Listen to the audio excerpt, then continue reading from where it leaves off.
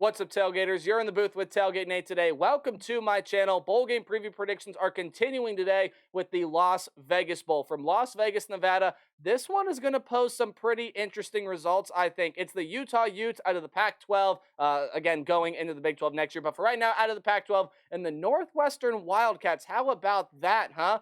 Northwestern is in a bowl game here. We're going to dive on everything Utes and Wildcats here in a minute from Las Vegas. But before we do, you guys know I got to say thank you for all the love and support the channel has seen as of late. It has been crazy to me just to see the way that the channel has grown, and with you guys loving the content the way that you are. Continue to show your support for the channel. Like, comment, share, subscribe, watch my videos just like you're doing now. Really, anything you do to interact with the channel helps support what I do here on YouTube, and I greatly appreciate everything that you guys are willing and or able to do for my channel. Now, before we really dive on into it, as I expressed with pretty much all the bowl game preview predictions so far this year, sometimes it can be a little tricky to determine who's under the transfer portal, who's opted out, things like that. So I have a list of names over here on my second monitor that obviously you can't see.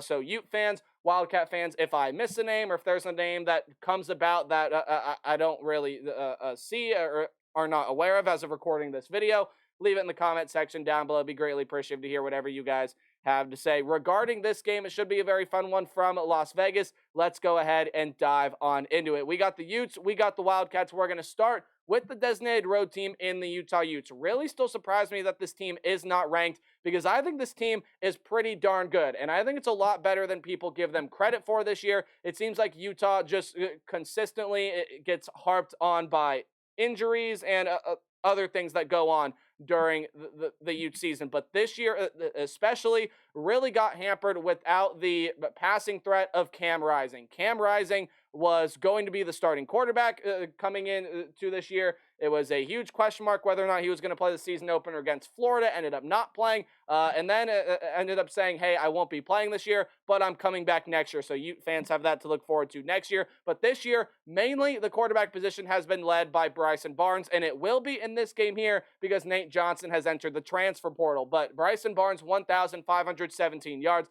12 touchdowns, and 9 picks. Now, you see 9 picks, and you see only 10 turnovers for the Utes this year. This team only has 1 fumble. It has gotten really good at being able to hold on to the football, and it is an offense that is run-driven from the get-go. Jaquindon Jackson, Jalen Glover, and even Bryson Barnes himself, as well as a converted safety, still plays a little bit of safety, but can play running back as well in Sion Vaki.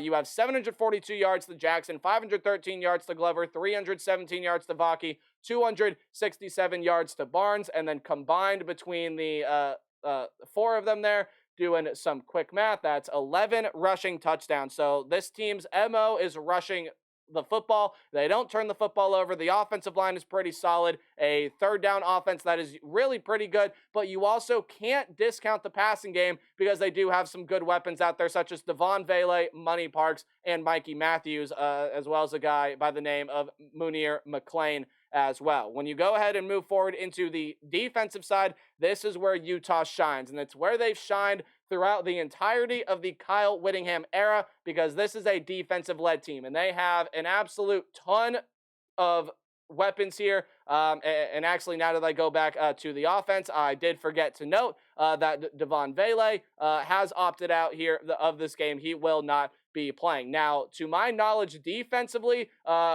Travis Broughton is really the only guy that they will be losing off of the defense for the bowl game. Guys like Jonah Ellis, that defensive end / edge rusher, 37 tackles, 12 sacks. I do believe as of right now he is going to be playing along with the other guys that can get pressure to the quarterback. This is the Utah Utes team that thrives with their defensive front 7. They are really good at stopping the run. They're really good at generating pressure. This is a stupendous third down defense as well. And their secondary, again, even without a guy as talented as Travis Broughton, this is a secondary that has a lot of very good players, a lot of very good moments, 37 pass defended, 8 picks, 2 pick sixes on the year. Secondary definitely the weak point on this defense, but it still can hold its own when it needs to. Now let's move over to talk about the Northwestern Wildcats. I mean, really, one of the surprise teams across the entire nation this year. Nobody expected Northwestern to even get close to making a bowl game. There's the whole Pat Fitzgerald thing that happened, but the Northwestern has done a phenomenal job, and this coaching staff has done a phenomenal job. The head coach's name is just slipping my mind. I apologize to Wildcat fans everywhere, but he has done an absolutely phenomenal job. I believe has been promoted to head coach as well, and he deserves it. Now, statistically, again, not a great Northwestern offense. Only 305 yards per game. The offensive line is just not very good at all. They don't create holes for the run game. They're not good in pass protection. They are led there at quarterback by Ben Bryant. 1,585 yards, 11 touchdowns, 6 picks. He's kind of bounced around really everywhere, but Ben Bryant, when he's healthy, has solidified his starting role there. You also do have guys like Brendan Sullivan and Ryan Helinski still back there in the quarterback position. Be interesting to see who gets that start, who ends up playing the quarterback here for the Northwestern Wildcats in this game. But you still do have some really nice offensive weapons. Cam Porter at running back is a really good weapon when he's on. He's averaging 4 yards per carry, 618 yards, 4 touchdowns this year. And you do have some nice talent at wide receiver as well. Cam Johnson, Bryce Kurtz, and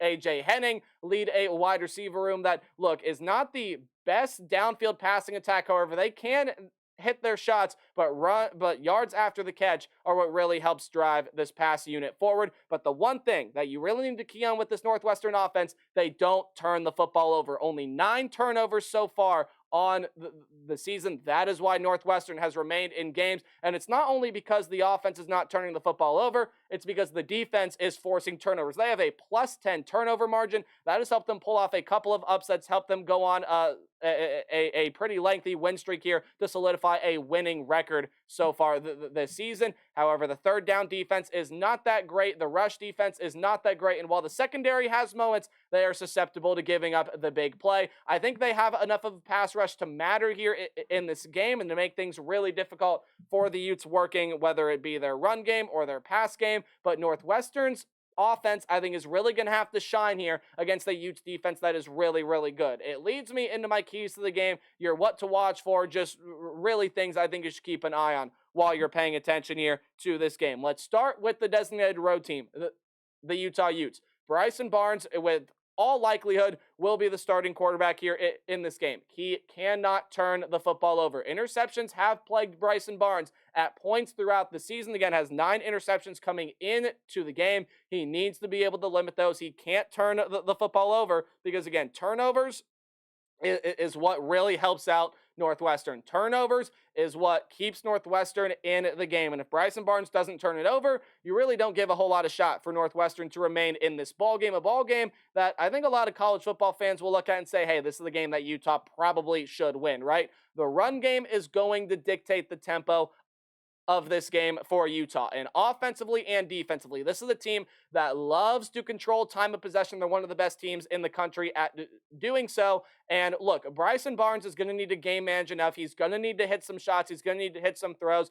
He may even need to get out of the pocket here and there, be able to run the football and get out of harm's way as well. But the run game has to dictate the tempo. You need guys like Jaquindon Jackson, Jalen Glover to drive the offense, and you need guys like Ellis and some of the other big bodies there on the defensive front to be able to slow what Northwestern does in the run game down, because that's what Northwestern's going to try to do here as well. But again, like I just talked about, the front seven has game takeover aspects. They're going to need to show it here, especially with that run defense, to be able to slow Northwestern down, and with that pass rush as well. But the run game is going to have to be steady here for Northwestern. The battle in the trenches is going to be amazing to watch here throughout this game. But if the run game is steady and the run game is finding things and it can solve this puzzle that is the Utah Utes run defense, we know that Ben Bryant and this Northwestern offense, look, they have some pretty solid weapons there out at wide receiver. They're going to be able to hit their shots, but in order for this offense to run and in order for it to work,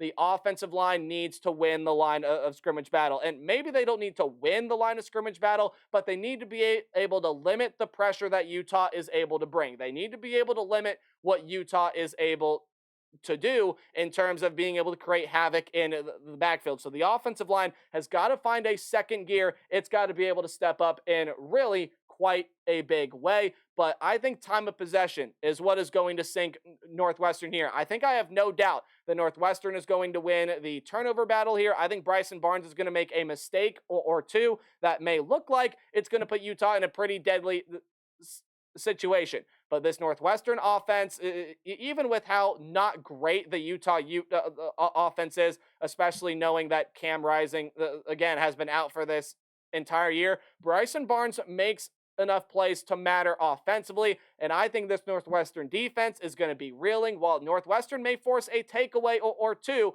I don't believe that there's going to be enough time on the clock for it to matter a whole lot. I think Utah is going to outpossess Northwestern by at least the 5 minutes, and Utah is going to be able to drive the tempo of this game, and I think it's what's going to help Utah win this game. Northwestern may take an early lead here, and we've seen Northwestern and Utah battle it out in a bowl game before, but I think Utah comes out on the winning end here of this one. So I got the Utes winning 23-20. I think time of possession matters a whole lot when you talk about this game, and I think Utah is going to win it, especially with both teams trying to want to work things on the ground to take the pressure off of their quarterbacks. So let me know how you see this one playing out in the comment section below. But as always, remember to play hard but tailgate harder. See you guys in the next video.